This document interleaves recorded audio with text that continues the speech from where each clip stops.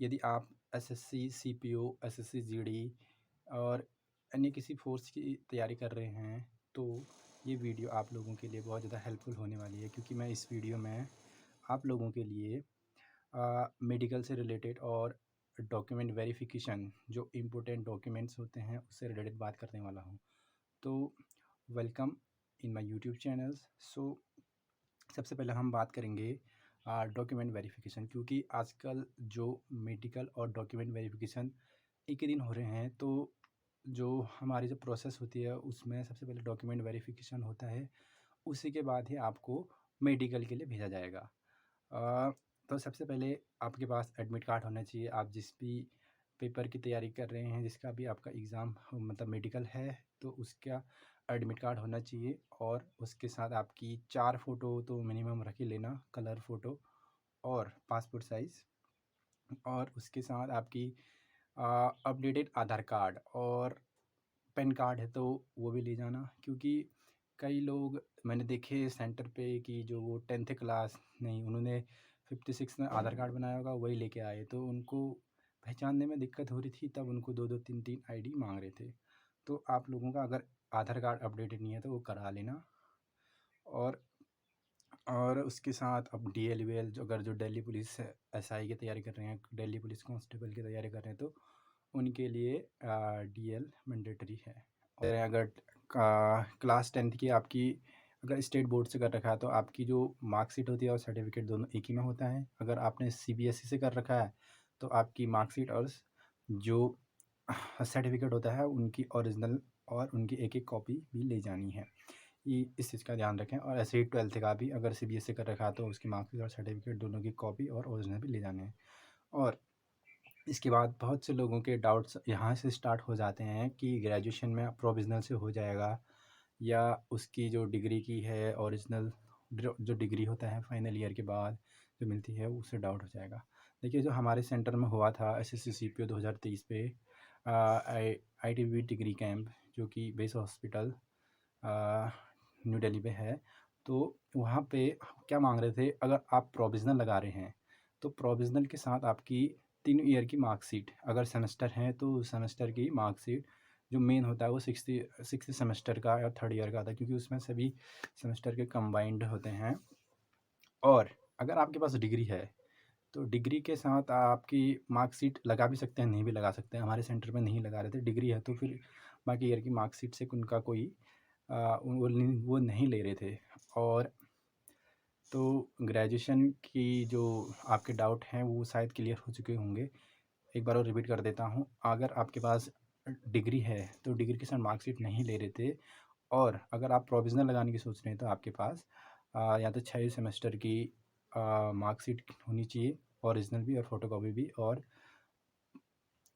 Provisional इसके साथ लगाना है। और इसके बाद सबसे ज़्यादा डाउट और जो कमेंट आ रहे थे लोगों के, वो कि कास्ट सर्टिफिकेट से रिलेटेड। भाई, अगर कास्ट सर्टिफिकेट में पहले बात करता हूँ, एससी एसटी, उनका जो फॉर्मेट होना चाहिए वो एसएससी के फॉर्मेट में होना चाहिए। उनका जो स्टेट का बनता है वो नहीं चलेगा। स्टेट का वो रिजेक्शन कर देंगे, सीधे सीधे आपको जनरल में डाल देंगे। आप लोगों को सेंटर जो एसएससी के फॉर्मेट नोटिफिकेशन दे रखा है फॉर्मेट में, उससे ही आप लोगों की एक ही बार बनेगा। उसमें कोई ये नहीं है कि 3 साल बाद वैलिड, 3 साल का वैलिड होगा, इसके बाद नहीं होगा। ऐसा कुछ नहीं है। एससी एसटी वालों के लिए उनका जो कास्ट सर्टिफिकेट बनेगा, वो एक ही बार बनेगा, वो हमेशा के लिए वैलिड रहेगा। बात आ जाती है ओबीसी पे। ओबीसी का जो बनेगा, उनकी जो क्रूशियल डेट होती है, उनसे उससे पहले ही बन जाना चाहिए आपका। अब क्रूशियल डेट किसी को समझ नहीं आता है। देखिए, जो आपकी फॉर्म भरने की जो लास्ट डेट होती है, जैसे इस बार 2024 वाले में बात करूँ तो 28 मार्च है शायद लास्ट डेट। तो उससे पहले ही आपका जो ओबीसी सर्टिफिकेट है वो बन जाना चाहिए, ओबीसी और ईडब्ल्यूएस। क्योंकि उसके बाद अगर आप बनाएंगे, जब फर्स्ट पेपर देंगे फिर बनाने की कोशिश करेंगे, तो आपकी जो मेहनत है वो धरी की धरी रह जाएगी। क्योंकि वो वहाँ पे साफ साफ रिजेक्शन दे रहे थे, क्योंकि नोटिफिकेशन में साफ साफ लिखा है कि आपका जो कास्ट सर्टिफिकेट है ओबीसी ईडब्ल्यूएस, वो क्रूशियल डेट से पहले का होना चाहिए। और इसमें ज़्यादातर रिजेक्शन ले रहे थे, वहाँ पे उनको जनरल में डाल रहे थे। और इससे रिलेटेड शायद आप लोगों की जो डाउट है, शायद ओबीसी वालों का 3 ईयर का होता है शायद वैलिड, 3 ईयर बाद उसको फिर रिन्यू करना पड़ता है। और अब आते हैं किस पे, मेडिकल पे। मेडिकल पे बहुत से लोगों के डाउट आ रहे थे कि कहाँ-कहाँ पॉइंट बन रहे हैं। देखिए, सबसे पहले बात करूँ मैं मेडिकल में आई से रिलेटेड, क्योंकि आप जैसे ही आपका डॉक्यूमेंट वेरिफिकेशन कंप्लीट हो जाएगा, यूरिन ब्लड टेस्ट, देखिए इनमें ज़्यादा कोई पॉइंट नहीं बनता है किसी का। ये ध्यान रखें कि जब आपका क्या बोलते हैं, मेडिकल स्टार्ट हो या डॉक्यूमेंट वेरिफिकेशन चल रहा हो, तो आप पानी पीने की कोशिश करें, क्योंकि यूरिन का कलर जो है कि वो येलो नहीं आना चाहिए। अगर येलो ही आ रहा है तो आपको फीवर या कोई बीमारी हो सकती है। तो यूरिन का कलर अगर वाइट रहा तो समझ लेना खुद ही कि कोई दिक्कत की बात नहीं है। और ब्लड टेस्ट तो उस दिन ज़्यादा मीठा ना खाएं, 1-2 दिन पहले से थोड़ा कंट्रोल में करने की कोशिश करें। और सबसे अगर एक्सरे हुए तो अब आपके अंदर जो है वो तो दिख ही जाएगा, उसमें आप चाह के भी कुछ नहीं कर सकते हैं। इसके बाद सबसे ज़्यादा जो रिजेक्शन होते हैं मेडिकल मिलते हैं वो आईज़ पे मिलते हैं, क्योंकि बहुत से लोग बोल रहे थे डिजिटल आईज़ है, आईटीबीपी कैंप में डिजिटल बोर्ड है कि चार्ट है। तो मैं बता देता हूँ, जो वहाँ पे था वो बोर्ड था, उसके चारों तरफ पे एक साइड पे ABCD लिखा था 6/6, और एक साइड पे 1 से 10 ऐसे 1 से 9 तक वो लिखे थे नंबर, और एक क ख ग और एक सी की जो डायरेक्शन थी, कभी लेफ्ट ही था, कभी राइट था, और कभी अप था, कभी और डाउन में था। बताना था कि सी की डायरेक्शन किस तरफ है। ये चारों साइड थे हमारे बोर्ड के, और वहाँ पे कोई ऐसा नहीं था कि रिमोट से चेंज कर रहे हों तब पढ़वा रहे हों, ऐसा कुछ नहीं था। वहाँ पे सिंपल पेन लगा रहे थे वहाँ पे, तो बोल रहे थे ये क्या है, रैंडमली पूछ रहे थे कोई भी वर्ड। तो अगर आपकी आइज़ 6/6 है तो आपको कोई भी बाहर नहीं कर सकता, इस चीज़ पे ध्यान रखें। और अगर वर्स्ट केस में अगर आपकी आई 6/9 भी है, तो आप लोगों को सिर्फ इतना ध्यान देना है कि 8 का ध्यान देना है, 6 का, 9 का, और HMXY इन वर्ड पे इनकी पोजीशन जब वो ले रहे होंगे तो इनकी पोजीशन आपको पता होनी चाहिए। अगर आपकी आई 6/9 है तो कि एक्स पहले था, वाई पहले था, क्योंकि दिक्कत होगी वहाँ पे, आपको फटाफट पढ़ाएंगे वो। तो एक्स को वाई, वाई को एक्स देंगे, तो वहीं पे आपका पॉइंट बन जाएगा। देन अगर हम बात करें आइज़ के बाद, लेज़ी को भी बहुत ज़्यादा पॉइंट, लेज़ी को भी पॉइंट बना रहे थे, क्योंकि हमारे जो डॉक्टर थे उन्होंने सिर्फ टॉर्च से देखा और बता दिया कि एक तो बंदा घबरा गया वहाँ पे कि उस सर ने बोला कि तूने रिलीज करा रखी है, तो वो डर गया, उसने बोला यस सर करा रखी है। देन क्या होता, उसको रिमेडिकल दे दिया, देन रिमेडिकल में उसको अनफिट कर दिया। तो अगर आपकी आइज़ वीक हैं तो आपको रिमेडिकल ना मिले, इसके लिए आप लोगों को पहले तो बताना नहीं है कि मैंने लेजी करा रखा है। फिर अच्छा वाला लेजी कराना है, वो भी 4-5 महीने पहले, ताकि रिकवरी आराम से हो सके, तब पता नहीं चलता है। अगर एक उसने लगभग 1 महीने पहले ही करा रखा था, देन उसको घबरा भी गया, झूठ बोलूँगा तो क्या पता किसी और में रिजेक्शन दे देंगे, तो उसने एक्सेप्ट कर लिया। देन बिना किसी इक्विपमेंट के हमारे जो डॉक्टर थे आईटीबी कैंप में, उन्होंने बता दिया था कि इसका लेजिक से प्रॉब्लम है। और हाँ, इसमें भी दो प्रकार के लेजिक होते हैं शायद। एक तो नॉर्मल वाला होता है, एक जो अच्छा वाला होता है वो लगभग 6-7 महीने उसको रिकवर करने में लगते हैं। देन तो आप अच्छा वाला कराएं, अगर अभी से अभी करा लें, क्योंकि तब तक जो जब मेडिकल होगा आपका तब तक वो प्रॉब्लम्स ठीक हो चुकी होगी। और कुछ बहुत से भाई लोगों का मैसेज आ रहा था कि ऑपरेशन हुआ है, हमारा हल्का मार्क दिख रहा है, तो क्या पता इसमें रिजेक्शन हो। तो उनको बता दूं कि अगर आपका ऑपरेशन हो चुका है लगभग 2-3 साल पहले या कभी भी, तो आप लोगों को उसकी जो ऑपरेशन के जो वहाँ पे वो देते हैं, डॉक्यूमेंट्स वगैरह देते हैं, उसकी सारी डिटेल देनी पड़ेगी, किस चीज़ का ऑपरेशन हुआ है, अब कोई दिक्कत तो नहीं है।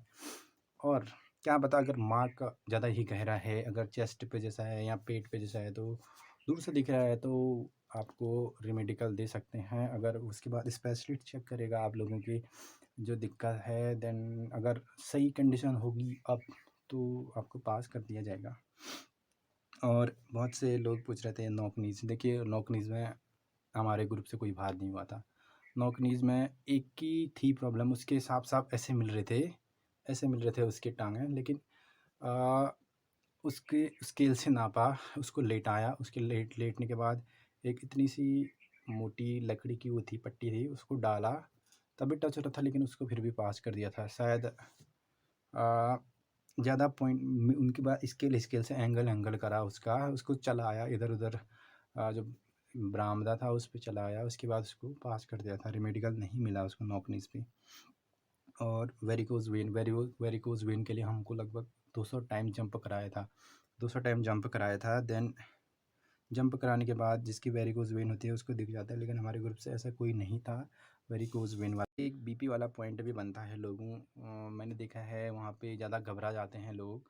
घबराने के बाद उनका बीपी का जो पॉइंट होता है वो लगभग एक का 250 पहुँच गया था। कंट्रोल ही नहीं हुआ, 250 है 240 ही पहुँचा, जबकि इतना नहीं होना चाहिए, बहुत ज़्यादा हाई था। देन उसको रेमेडिकल मिल गया था। उसके बाद उसका हुआ नहीं हुआ पता नहीं। और एक था कि हाथों में पसीना आता है बहुत से लोगों के, ऐसे करने में पसीना आता है उसका। तो इसमें भी रेमेडिकल है, क्योंकि आप जब गन चलाएंगे तो आपके हाथ में पसीना होगा।